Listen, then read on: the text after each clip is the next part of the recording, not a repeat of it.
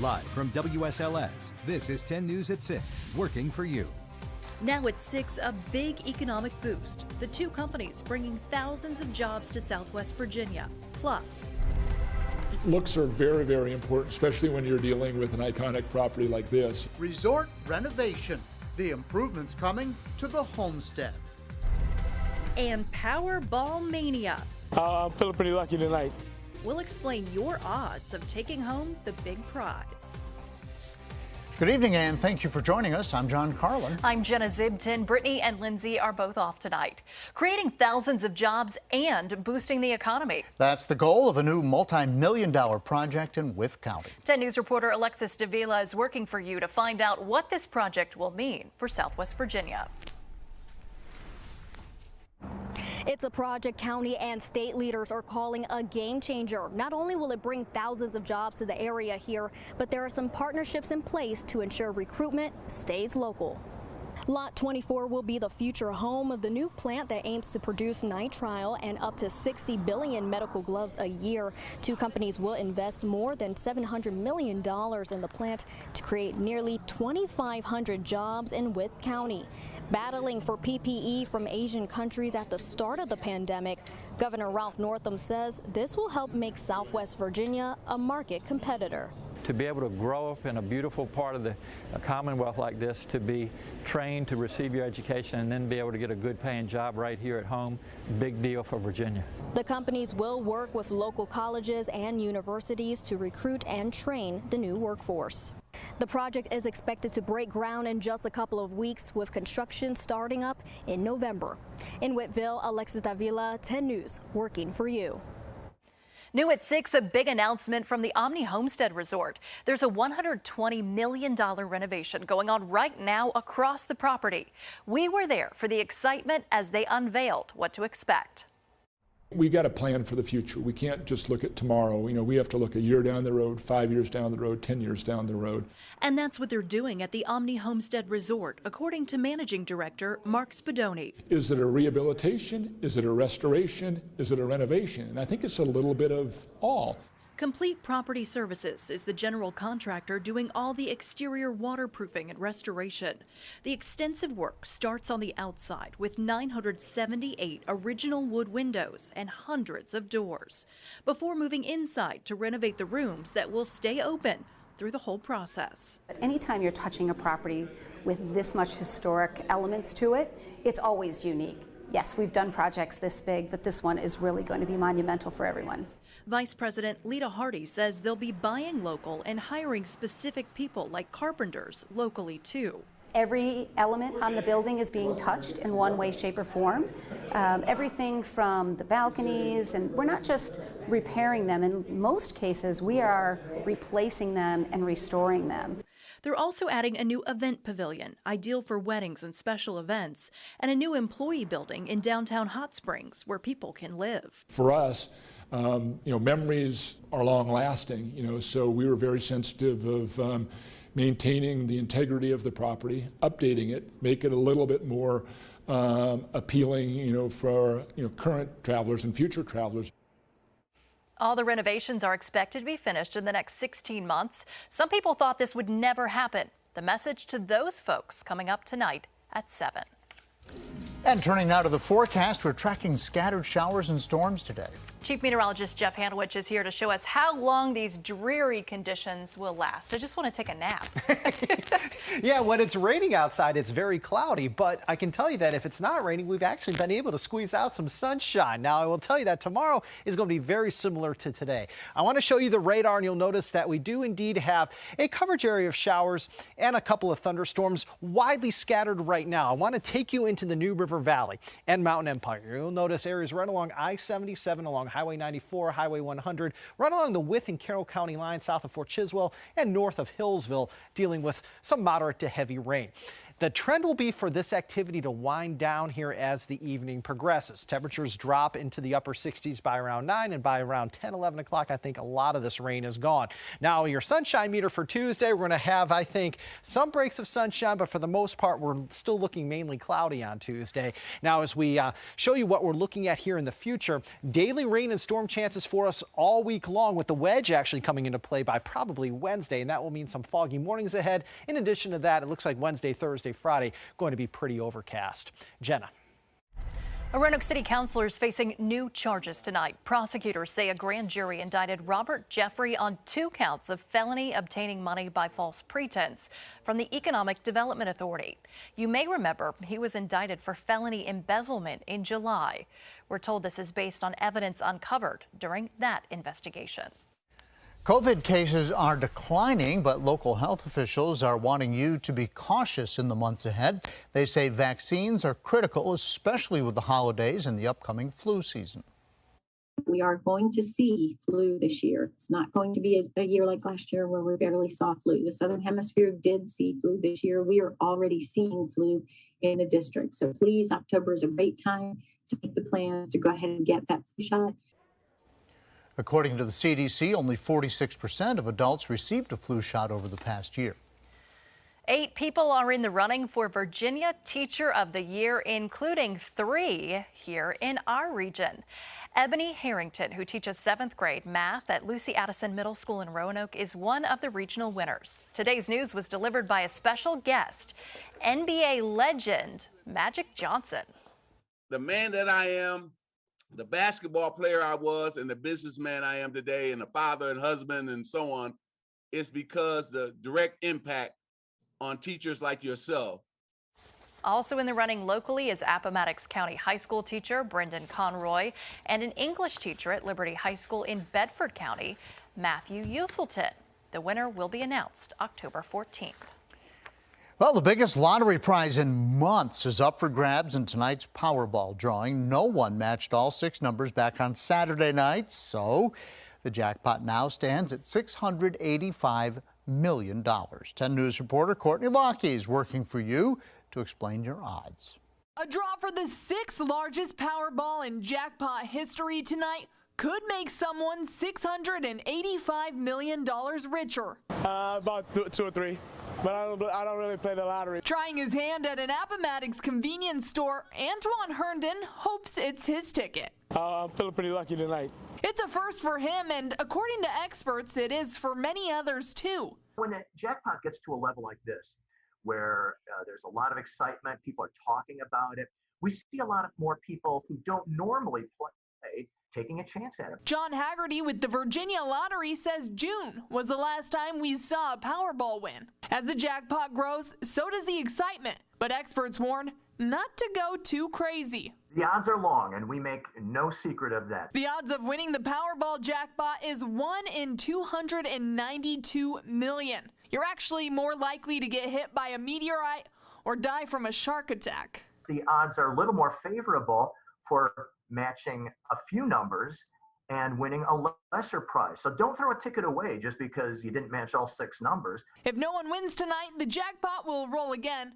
And of course, the odds of winning if you don't buy a ticket are exactly 0. Courtney Lockey, 10 News, working for you. Oh, good luck. Bringing animals and their owners from crisis to care. The project one well-known TV star is using to bring awareness to domestic violence. Plus, where in your town the hidden gems and rich history you'll find in Montgomery County this time of year. Have a question about current events, new laws? We can help. Just ask 10. It's easy. Go to WSLS.com, click on the menu icon, and click Ask 10. Type your question, and we'll work on an answer. Ask 10 on WSLS.com.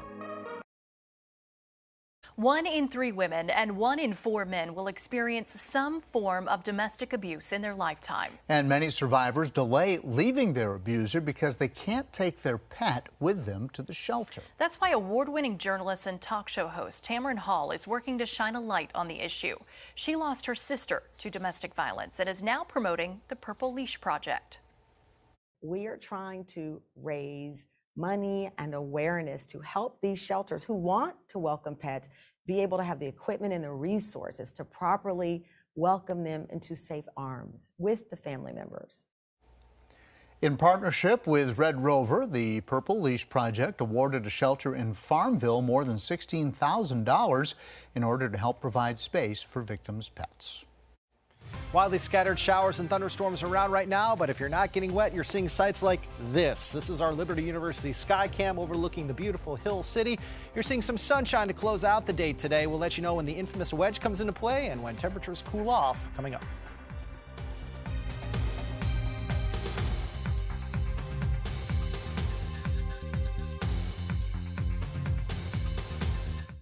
WSLS 10 in your town, sponsored by Bank of Botetourt.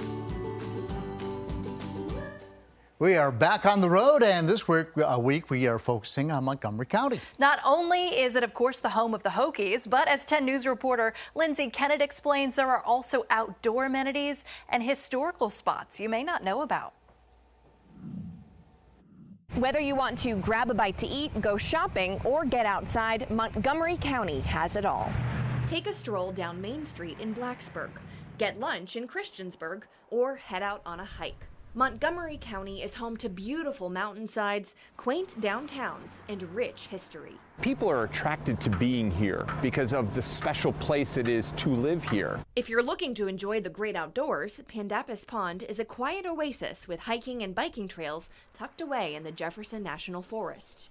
And there's lots of fun to be had at Sinkland Farms. Christiansburg Public Relations Director Christina Edney recommends the Huckleberry Trail. It's an 8-mile paved track that connects Christiansburg and Blacksburg. It's accessible all year round. If you want to learn about history, the Christiansburg Institute is a grassroots African American cultural heritage and historic preservation nonprofit. There are only 2% of the organizations or landmarks listed on the National Historic Register that are devoted to preserving African American history and culture, and the Christiansburg Institute is one of those. So we're really proud to be able to have that here in Southwest Virginia and in Christiansburg specifically. You can't talk about Montgomery County without mentioning Virginia Tech. The university is celebrating its 150th anniversary next fall. It opened in 1872 as a land-grant institution as the Virginia Agricultural and Mechanical College. A tradition, university spokesman Mark Ozarski says the school's kept alive. It is true to that basic mission of focusing on STEM technologies in agriculture. You might be familiar with landmarks like Lane Stadium and the drill field, but Tech has its own hidden gems. Hopefully you also think of the Moss Arts Center. We also have the Hahn Horticulture Garden, which is a beautiful place for quiet and introspection. There's still so much to discover here on this campus as it continues to grow. If you want to learn more about how you can enjoy what Montgomery County has to offer, just head to our website, WSLS.com. Reporting in Christiansburg, I'm Lindsay Kennett, 10 News, working for you. Your local weather authority, always watching and tracking for you from the JES Weather Center. Widely scattered showers, a couple of thunderstorms around here at 617. Movement to the northeast at about 20 to 25 miles per hour. You'll notice that downtown Roanoke, you're not far from the rain. It might actually be raining lightly in downtown Roanoke, and then you head just to the west of downtown Roanoke, a little bit closer to perhaps areas around Hirschberger Road, over towards where Roanoke City meets Salem. That is indeed where we are seeing some moderate rain. You head further north along the Bedford-Botetourt County line. We have very heavy rain situated right along I-81, also along Highway 11 in between places like Fincastle and Buchanan, seeing some heavier downpours from Blue Ridge and points just to the north. You will also notice that we're going to see these showers and thunder showers tapering off by around 11 o'clock. I would say by about 11, we're going to be for the most part dry for the rest of the night with some patchy fog developing. This is tomorrow morning, maybe a stray shower or two early, better chances for passing showers, a couple of thunderstorms from lunchtime on tomorrow. Now, notice how I said that the rain ends late this evening. I think the rain holds on longer tomorrow evening. I think tomorrow night we're going to have scattered showers off and on through much of the night. And that will mean for us as we head into Wednesday, a wetter start to the day. So on Wednesday, passing showers will be around, especially in the New River Valley and Mountain Empire. Even as we head into Wednesday afternoon, we're still going to have some scattered showers and maybe even a stray storm to contend with. But you need to know that by Wednesday, the wedge comes into play. So the breaks of sunshine that we had outside today and we're going to have tomorrow, I think are for the most part gone on Wednesday. Wednesday looks pretty overcast all day. Now, as far as how much more rain we're going to see from now, say through about Wednesday evening, I would say anywhere from about a quarter of an inch to in excess of about 2 inches of rain. Notice that we're going to see those higher totals in areas south of 460 and those lower totals perhaps up to say towards Highland and Bath County. So I would say from now through Wednesday evening, an additional quarter of an inch to about 2 inches of rain possible. Temperatures here at 619, 66 in Hot Springs. You're a little bit cooler in Lexington than you are in Covington. 76 right now in Roanoke and Lynchburg. Smith Mountain Lake mid to upper 70s. You're at 70 in Wytheville. Humidity today a little bit higher, and the humidity is going to go up Tuesday and Wednesday. This is not a typical system that we have in October. Usually in October, we don't talk about humidity much. It's going to be around for us here for at least the next 2 to 3 days before it starts to go down. However, for fall foliage, you need moisture, and we're getting some in, okay? So fall foliage checklist here, moisture check, sunny days. Yeah, we've had a fair share of those lately. Warm days, check. Cool nights, check. So hopefully this will all mean as we head over the next couple of weeks, the fall foliage will be quite beautiful across the region. Overnight tonight, lows are in the 50s in the mountains, outside the mountains, low to mid 60s. 3-day zone by zone forecast, upper 60s, lower 70s in the NRV for the next couple of days. Have your umbrella handy in the highlands. You're going to have some scattered showers each and every day. South side, you're a little bit warmer Tuesday and Wednesday than you will be on Thursday. For Lynchburg, you are looking at drier weather pushing in during the latter part of the weekend into early next week. And across the Roanoke Valley, you're looking at temperatures falling from the middle 70s to near 70 Wednesday and Thursday, lower 70s Friday and Saturday, a little warmer by early next week. Appy? All right, Jeff, the Hokies looking ahead to a visit from the Irish. We'll hear from Coach Fuente today. And history to tell you about at Talladega. We'll get you caught up. Sports is next. And now, the Freedom First Sports Desk with John Appicello. Bassett's held the Smith River Classic Trophy for 3 years running. Coming into Friday night action, and Bengals quarterback Jarekus Hairston took it upon himself to make sure that streak stretched to 4. The 6'3", 240-pound junior quarterback accounted for 5 touchdowns in the Bengals' win over rival Magna Vista. Hairston racked up 157 total yards and was efficient in the red zone. The Bengals, behind their quarterback and a great defensive effort, keep the Smith River Classic bragging rights for another year. And the effort earns Bengals quarterback Jarekus Hairston with the honor of being the WSLS First and 10 Player of the Week. All right, after a bye week, time for a visit from Notre Dame. The now 14th-ranked Fighting Irish coming off their first loss of the season to Cincinnati. Coach Justin Fuente says there was plenty to learn from the tape, and this matchup can jumpstart momentum into ACC play. I mean, the thing that I took away from watching the Cincinnati game with Notre Dame is that it is, every inch, every piece of turf is going to be hard fought for. I mean, it's going to be a really difficult. We've got to be emotionally prepared for that sort of game. But certainly, this is the last of our non-conference games, and we hit them all in a row, and pretty neat, unique opportunity for us. After winning that first matchup in the series back in 2016, the Hokies have dropped the last 2, including the 1-point loss at Notre Dame in 2019. Kickoff set for 7:30 from Lane Stadium. NASCAR rolling on a Monday after a rainy weekend at Talladega today. A small window to get this one in. 6 laps to go. Stage 2. Rain is on the way, and Bubba Wallace is leading. There's a wreck in the back. Another caution. A rain delay comes, and history is made in Alabama. Bubba Wallace gets his first career win and becomes only the second African-American driver to win at the sport's highest level, joining Danville's own Hall of Famer Wendell Scott. Now the race goes 71 laps shy of the full distance, but at 117 laps complete, Wallace is awarded the win, and we will hear from him tonight at 11. Back to you. And coming up, Facebook headlines go from bad to worse. New details on the massive outage and a new data breach next on NBC Nightly News.